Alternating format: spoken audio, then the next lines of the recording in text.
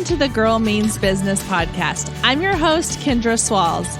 Over the last few years, I have built a business that allowed me to quit my 9-to-5, spend more time with the ones that I love, and live my best life.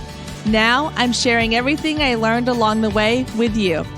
Each week, my guest and I will share actionable tips, tangible advice, and honest conversations to help you build your dream business. So get ready to take notes and put in the work, because this girl means business.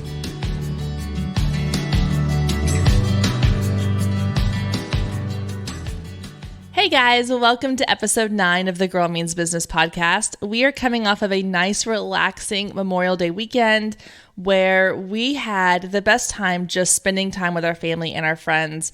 We disconnected, we put our phones away, we put our laptops away, and we just had a blast enjoying our time out at the lake house with our friends and our parents' house and just enjoying all this time, quality time with our kids.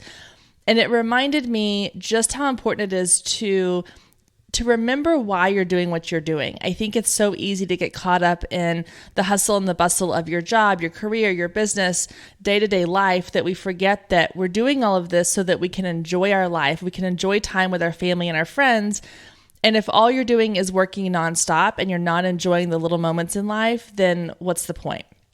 So this weekend was that for me, just a reminder that it's okay to step away every once in a while. The world will keep spinning, your business will keep running, and just enjoy those precious moments with the people that you love.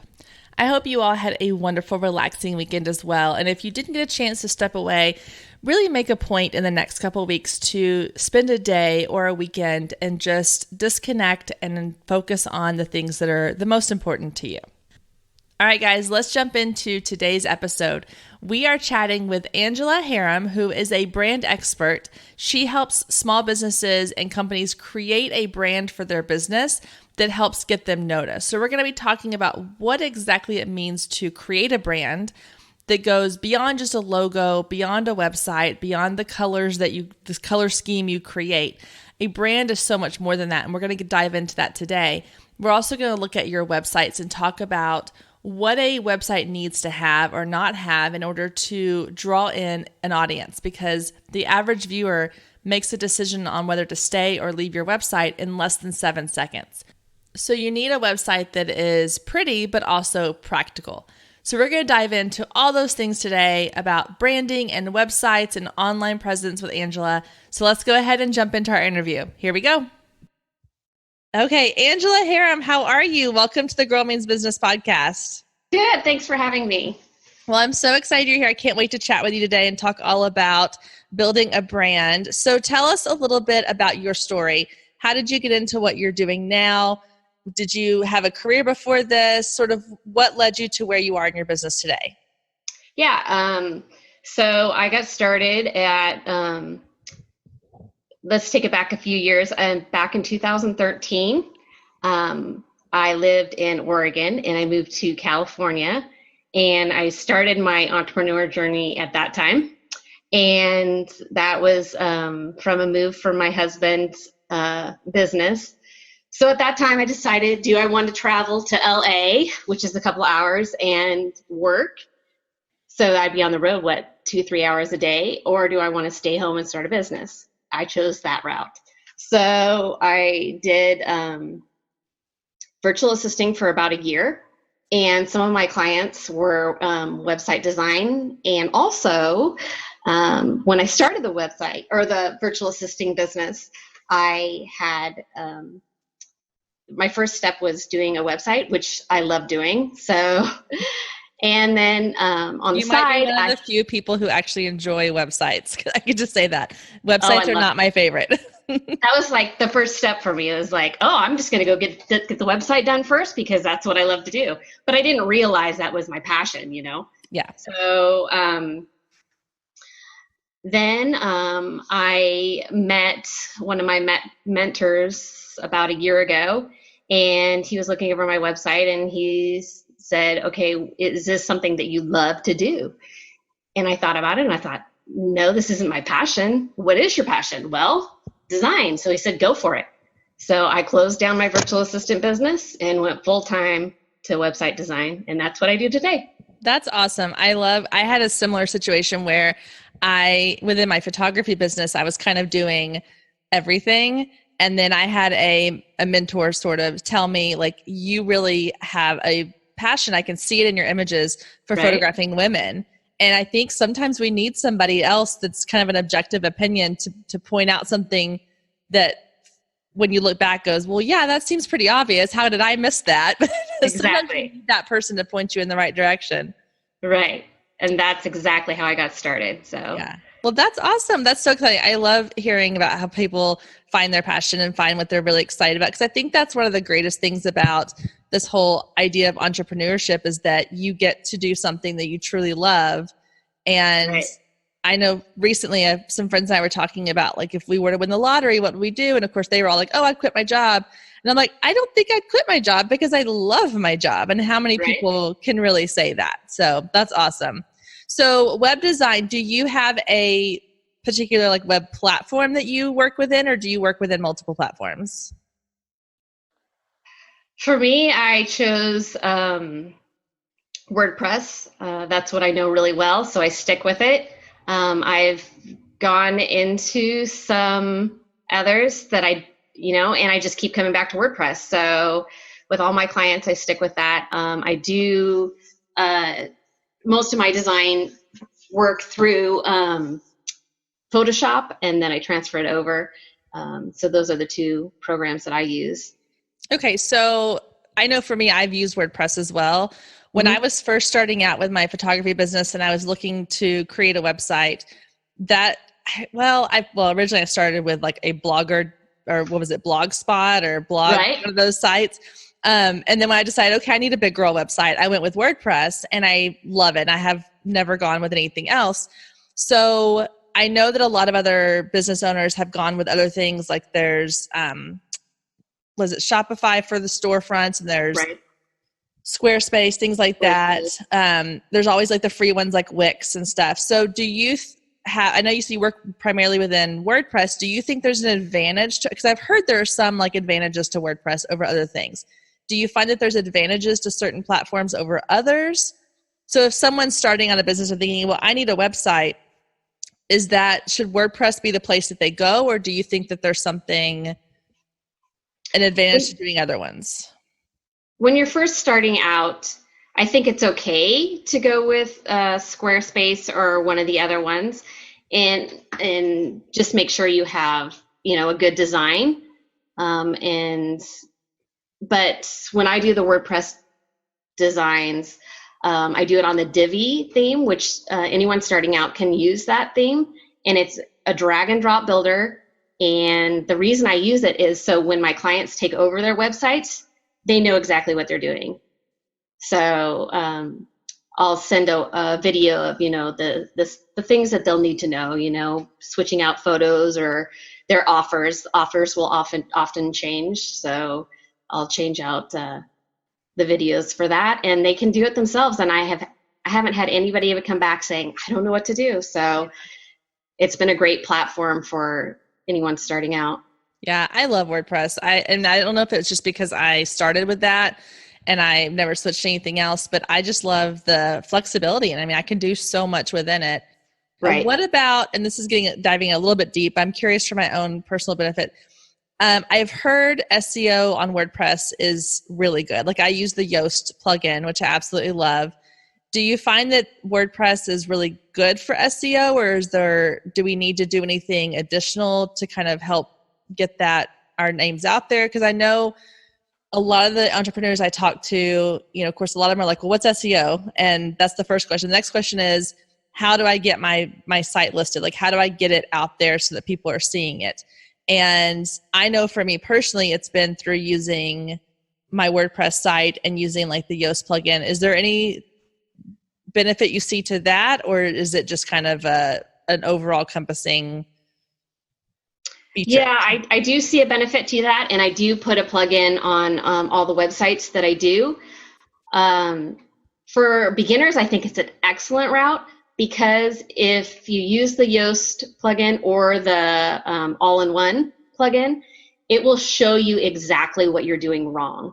So it'll say, if you click on the bottom of the plugin, it'll show, the steps that you'll need to take to make it more readable, or that you need to add a headline, or it'll tell you the mistakes that you're making, and it'll give you a green light if it's good to go, a yellow light if it needs more work, but it'll still be good on the SEO, or it's just not going to be seen. So yeah, there's a part of me that loves that color coding. Yeah. Because it's so great. Like, I love being able to look at it and go, oh yeah, okay, I can add some headings, or I can shorten some of my sentences, some of the things that they suggest that you do. I'm like, oh yeah, I can fix that. And there's sometimes I'm just like, you know what, this is the way I want it to go. I'm just going to kind of let it have that yellow light and be fine with it. Right. But there's a part of me that's like the green, yellow, is it red or whatever? That makes me happy. Right. Okay. So talk to me a little bit about what would someone need to have on their website when they're first starting out? Like, what are some of the basic things that need to be there in order for them to have enough information, not too much information? What's a good starting point? Well, I focus mostly on visual branding. So I think when somebody goes to your website, you don't want them to be confused. You want them to know who you are and what you do. So, and another thing that people get hung up on is their logo. That their logo and their colors, that's their brand. Well, it goes way beyond that. So your logo, it shouldn't be complex. It should just be a few colors. And it shouldn't be something that somebody has to concentrate and think about what you do. Like, they should be able to go beyond that. So also, they need to know how to connect to you, either have an opt-in form there, or your phone number, or your email. It needs to be right on the first page. And anything else, you want to make sure that all your buttons are working. You want to make sure that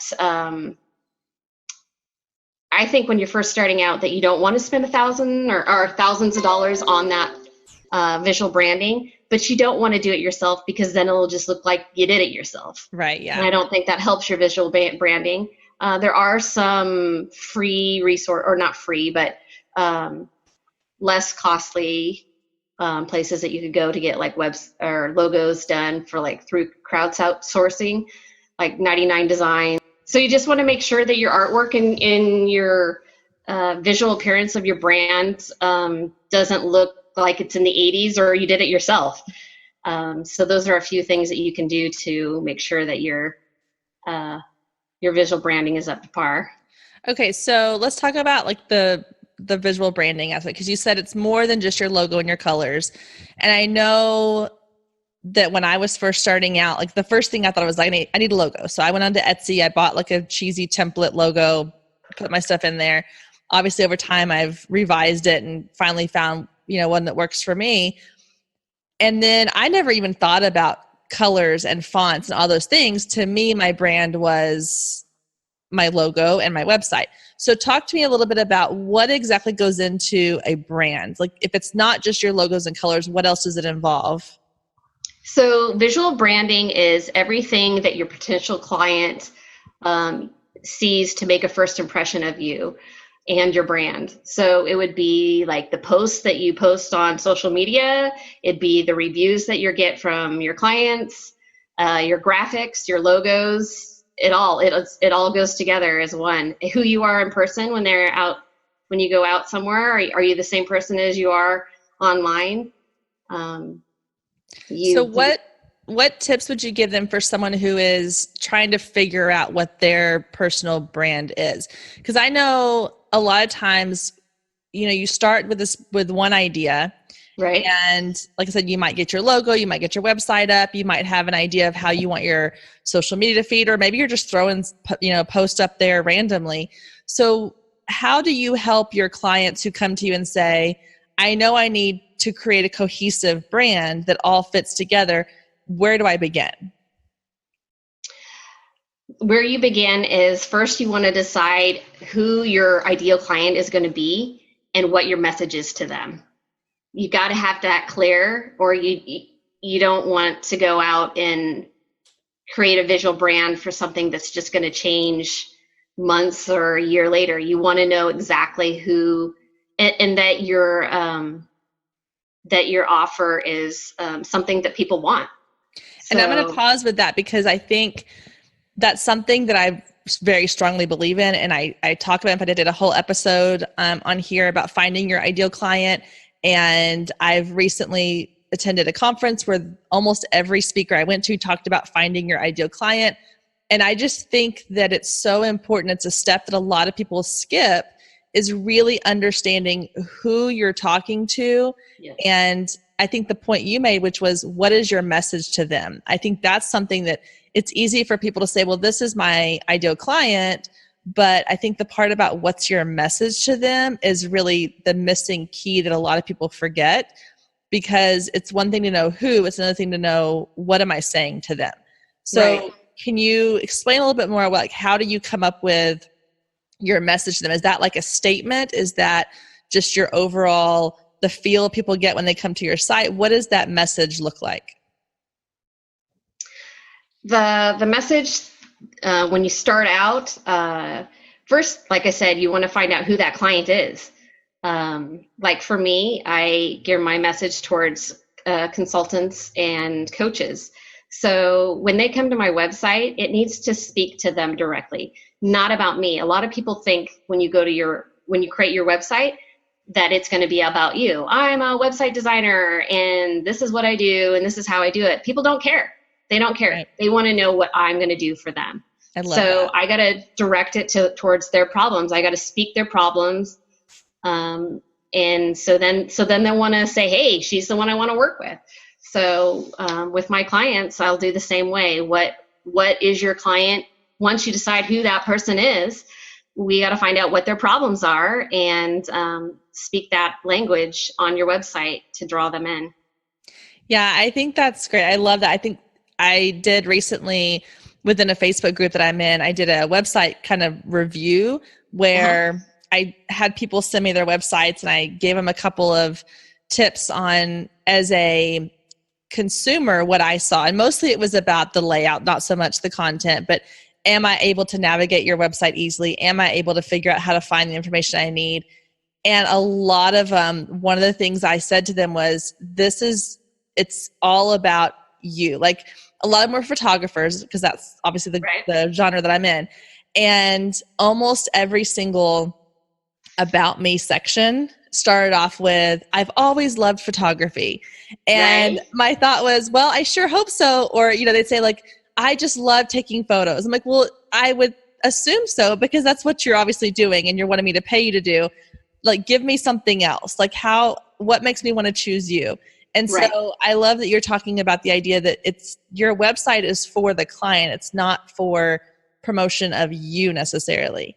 Right. So what are some ways that you can put that kind of messaging on a website? I know you maybe in like a tagline or a paragraph on a homepage, but are there other ways or tips you can give for how we can include sort of addressing like our clients' pain points on a website where we may not be able to be talking to someone one-on-one? We're talking kind of to whoever's on our site, but other than maybe even like saying, like, I know you're struggling with XYZ, here's how I can help you. Are there any things that you do on your clients' websites that help get that message across?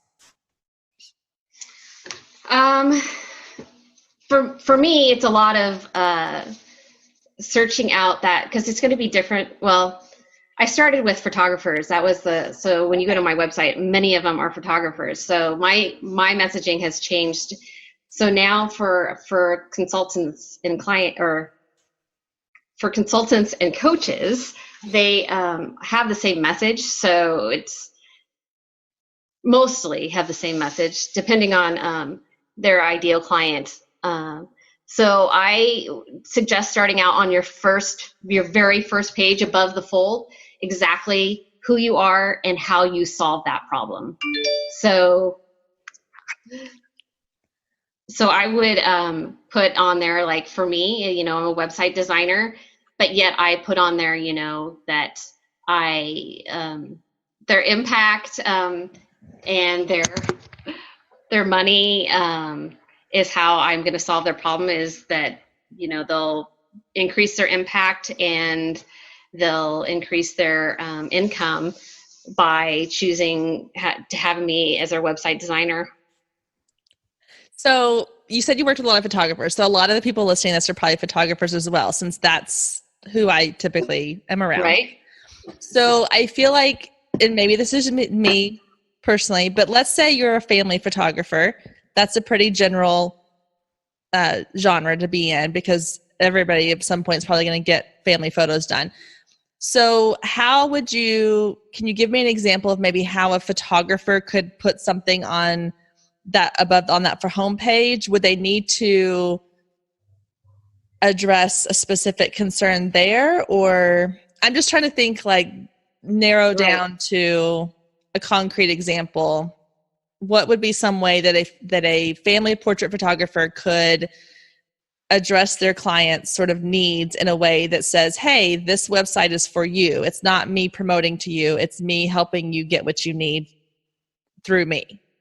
Right. And I think for photographers it's a little bit different, unless you're solely doing one thing. So many photographers I work with, they want to do it all. And It's really hard you have to have a focus, or, you can't be the jack of all trades and then you're a master of none. So, exactly, yes. I think with photographers, it's getting them to focus on one thing. Are you a wedding photographer, or are you the family photographer?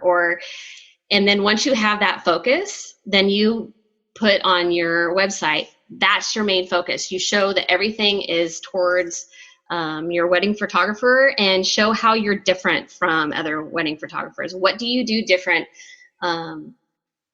What problem are you going to solve for that client?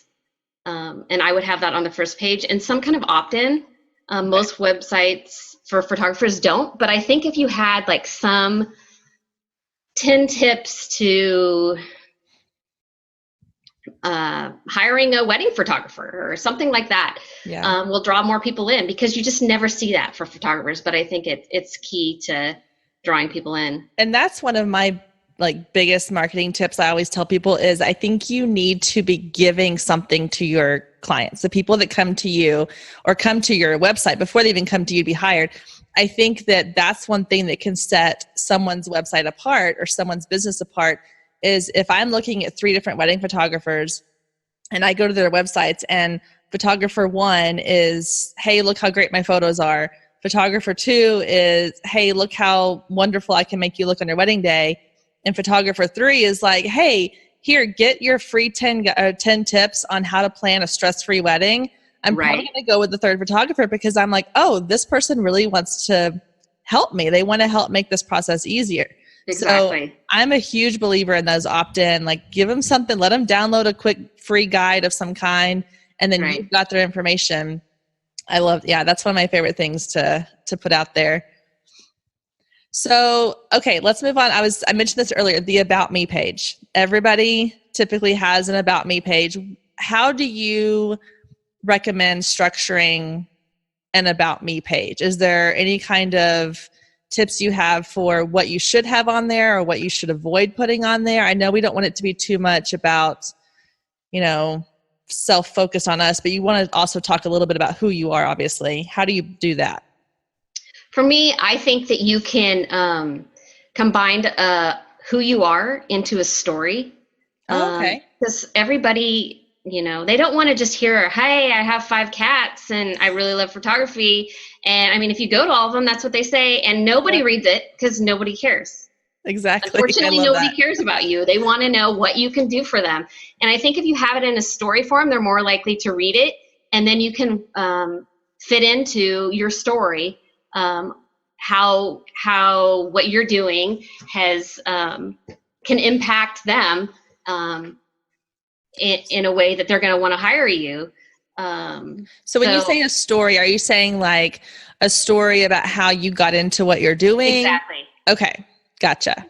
Put it in story form instead of, and direct it towards your client's needs, not like I said, not like, oh, I have 5 cats and then I want one time I lived in a hotel and then I moved up to a, Right.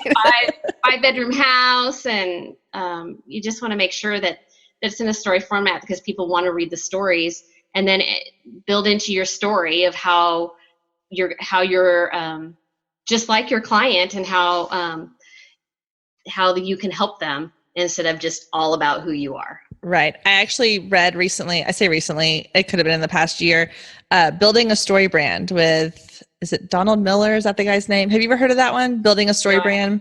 Oh, it's real. And in fact, he has a podcast too with the same name.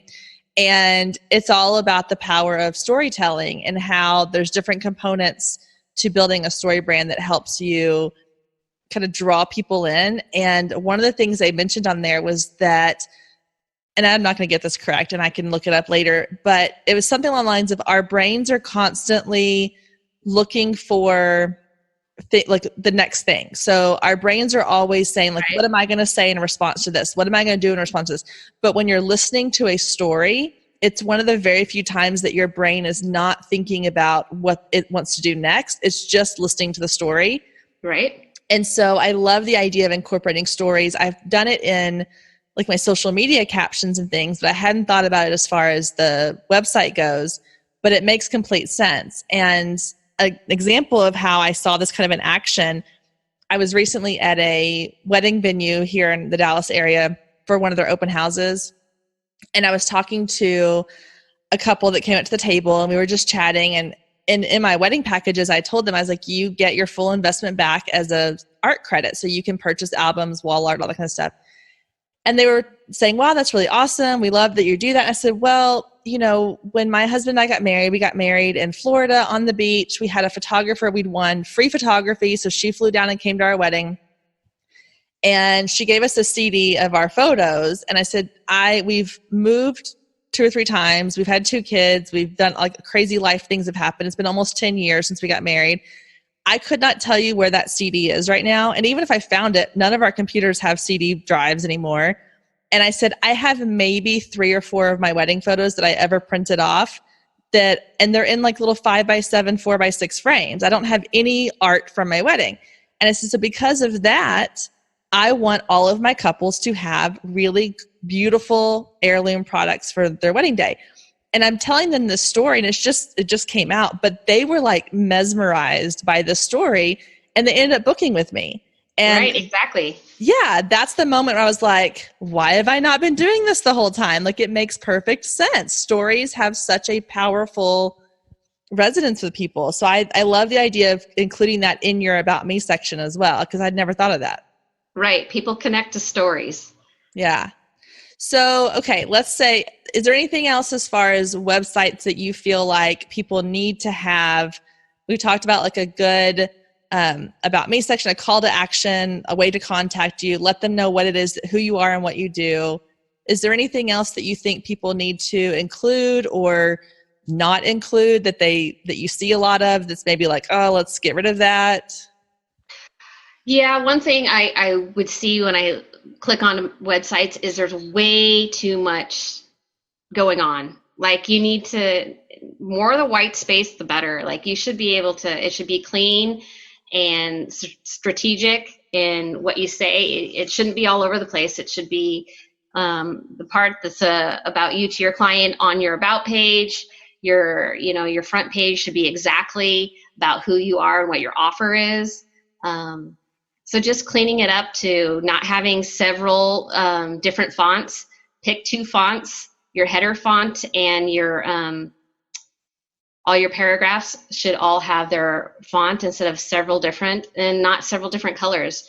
Pick a couple primary colors and use them through your website. So any headline that you're going to have the same color, have the same font, and give it a cohesive look. And I think that will help a lot. Yeah, and I think fonts, and I know I'm going to call myself out on this. In fact, I need to probably fix this. I fell into the trap of the fancy font. Right. And so I have several headings, and I may have already fixed some of them, but I had several headings for a while that I was like, oh, I want it to look all scrolly and pretty, but nobody could read them. So right. I definitely think just watch out for those like pretty fonts too, because they're not always the most user-friendly experience for your clients. Right. You got to make sure that it's I think those some of those pretty fonts are fine to have, to draw attention, but you got to be able to read them. And I think there's several of them. It's like, what does that say? Yep. And that's not going to help. A person stays on a website, they say, for 10 seconds. That's 10 crazy. Seconds is not a lot to draw an attention. I mean, you got to have it all together on that first page, or they're going to be gone onto the next person, and you'll lose that potential client. Exactly. Yeah. Okay, so let's talk a little bit about moving off the website, other aspects of the brand, because you mentioned like the cohesiveness of your social media and your presence when you're in person with people. So how do you help your clients kind of make everything feel like it matches?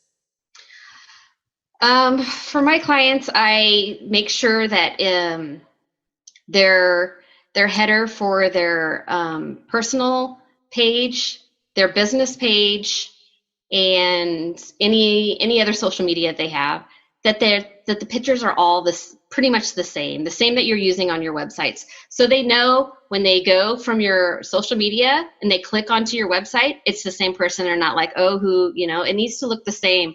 It needs to have the same colors and fonts. And so, so do you suggest then, so like, let's say Facebook, you can have like a profile photo and you can have a header photo, whatever they call the banner photo. Do those need, because some people will put like their logo as their profile photo. Some people will put like their headshot. Does it matter? Do you think it makes a difference one way or the other, whether it's a logo, a headshot, an image from the homepage of your website? Do you have a preference on that as far as what you think looks best or what works best? I think for your profile picture, I think it should always be a picture of you. It should be a professional one. It shouldn't be one of you in the car or a selfie. A selfie. I hate those selfies. I don't think it looks professional at all. I mean, I'm okay having seeing selfies, but for your profile picture, it should represent who you are and who your brand is, and it does say something about you. So you want that first image of your business to be a professional one, and that should be the same one you put on your About Me page. Is that what you're recommending then? It should be the same. It should be the same images, same kind of professional images that you have on your website. Your header pages should, say who you are and what you do. So then because when people, see you in groups or on Facebook, if you say something that interests them, and they're going to click back to your profile. And if they can't see automatically who you are and what you do, they're going to click on, and you've lost that potential client. So, and I've clicked through, to several of them that I was scrolling through, and I was like, I have no idea what this person does. One minute they're posting about their cats, and the next minute they're, posting about, that they're doing logo design, but you don't know. And then the next minute they have a different kind of offer. And your message should be the same on your pages also, if you do marketing, talk about marketing, and you also want to be yourself. You don't want to have, every post about logos or marketing, because it's boring. So right.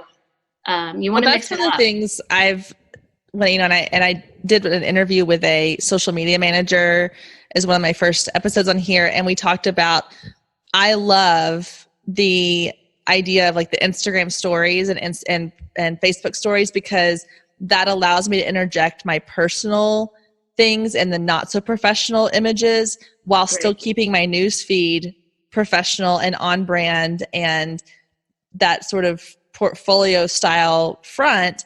But then I can post about my behind the scenes of a photo shoot, or I can post a photo of, me editing a podcast or whatever it might be that I wouldn't necessarily want to put on my permanent feed. So I think that's a benefit too, is that you still want, but yeah, I know a lot of entrepreneurs who they will take their personal page and turn it into a business page, especially on Instagram, because they don't want to start over. And if I scroll back through, it's like photos of them remodeling their master bathroom, and then their kids running around the sprinklers, and then their vacation to wherever. And the next thing you know, it's, oh, by the way, I'm doing XYZ. And now the rest of my newsfeed is going to be, photos of the product I'm selling. So I definitely think it can get confusing. Right.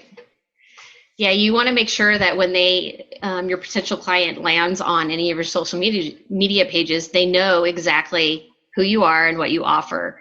And that's why I say it's easy to put it on your header, because as soon as they get on that page, they know. Like on my Facebook page, it says, website design. They don't have any questions there. And if you scroll through my feed, you can see that, oh yeah, that's what she does. So yeah. So how important do you think it is? Because you mentioned like the headshot, like you want your profile photo to be a professional headshot. And I know for me personally, I try to post an image of myself at least every couple of posts, or probably every 8 or 9 posts, I post something personal. And it's usually it's a professional photo, but it's something personal, a story or anecdote or whatever. How important do you think that is for staying on brand? Like you mentioned, you need your part of your brand is who you are as a person in real life. So do you think that that's something that your clients need to be adding into their social media? Is not all business, not all here's my pretty photos, here's my products, but also here's me? Or do you think that takes away from the brand? No, I think that is part of your brand. I mean, part of your brand is who you are. So I think it's fine to put in pictures of, this is what I'm doing with my family this weekend, or, I'm going on a trip with some friends or whatever. But I think it should be all mixed in together. I think, like a third of it should be your family, a third of it should be the knowledge base that you have, and then another third of it should be what you offer. Okay, I like that. All right, so what other tips or advice do you have as far as branding that we haven't already covered? Is there anything else that we have missed thus far? I feel like we've kind of gone through a lot already. I think we pretty much covered everything on the visual branding and the websites. What about, so I know you said like you came and you moved to California, you started your business.